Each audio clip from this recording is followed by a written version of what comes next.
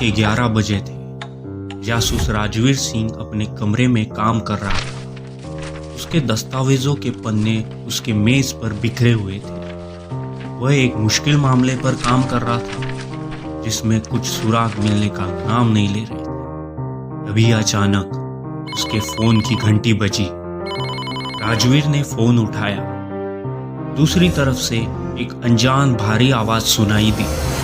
अगर तुम अपने मौजूदा मामले पर सुराग चाहते हो तो रात के 12 बजे पुराने वाले रेलवे स्टेशन पर आकर सबूतों वाला सूटकेस ले जाओ। इतना कहकर कॉल डिस्कनेक्ट हो गई। राजवीर कुछ पलों के लिए सोच में पड़ गया। उसे समझ नहीं आ रहा था कि इस अनजान कॉल पर विश्वास किया जाए या नहीं, लेकिन मामले की जटिलता और सुराग की कमी को देखते हुए उसने जाने का फैसला किया।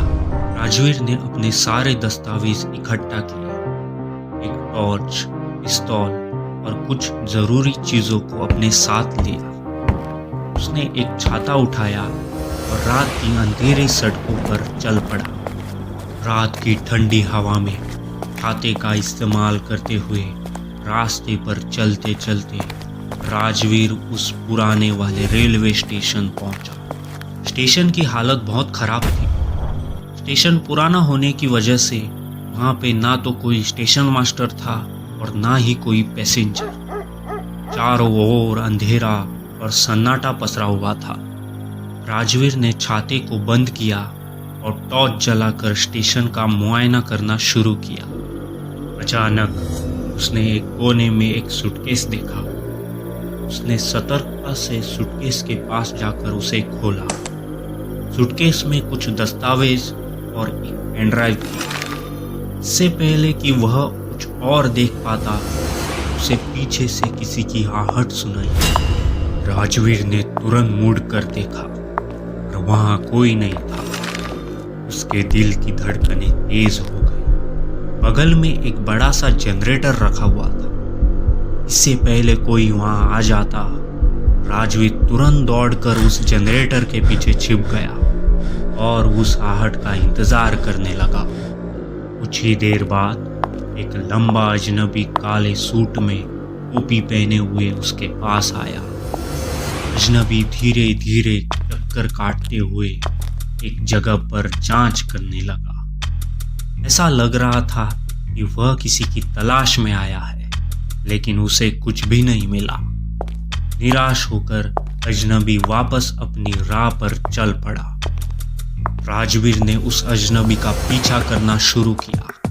वह धीरे धीरे उसके पीछे चला गया जब तक कि वह एक पुराने गुप्त गोदाम तक पहुंच नहीं गया। राजवीर ने यह देखा कि वह अजनबी अपने गोदाम के भीतर चला गया और अपने दल के लोगों से चुपके से बातचीत शुरू करने लगा।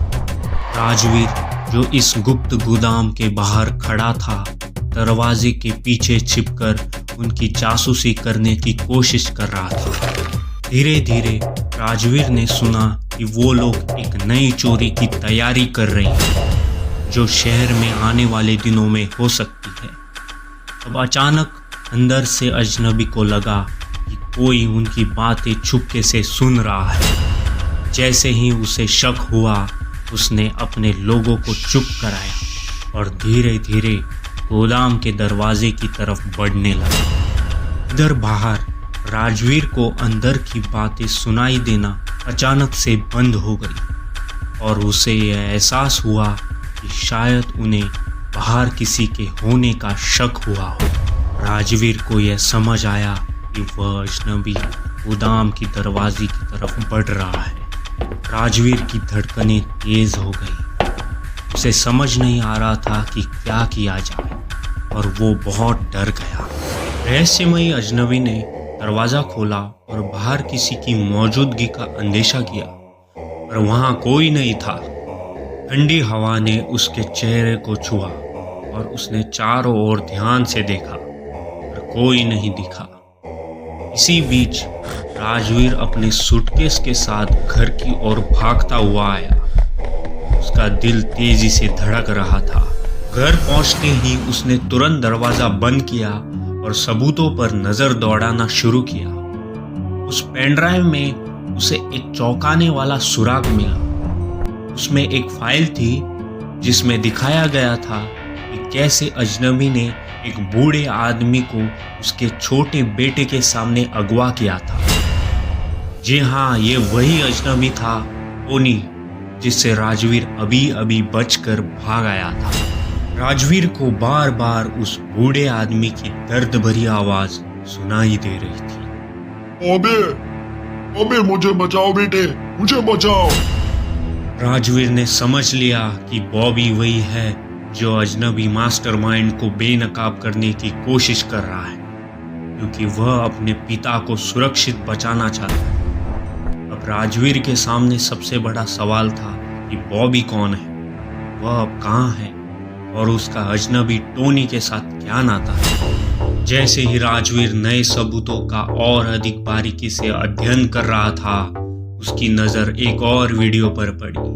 वीडियो में अजनबी टोनी और उसके गुंडों के बीच हो रही बातचीत दिखाई दे रही थी।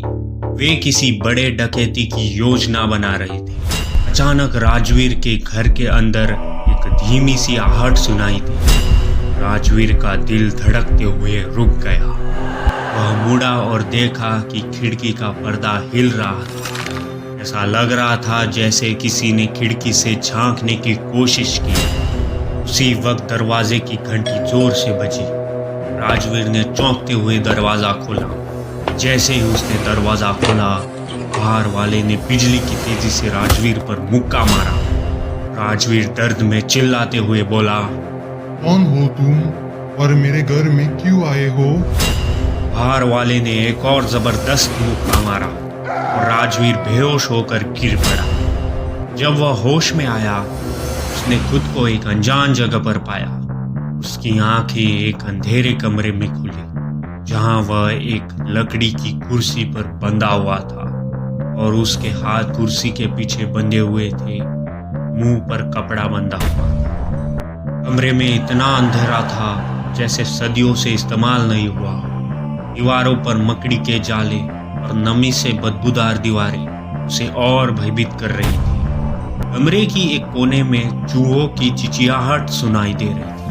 अचानक एक धीमी और डरावनी आवाज कमरे में गूंज उठी। तुम्हें लगता है तुम सच तक पहुंच सकते हो राजवीर?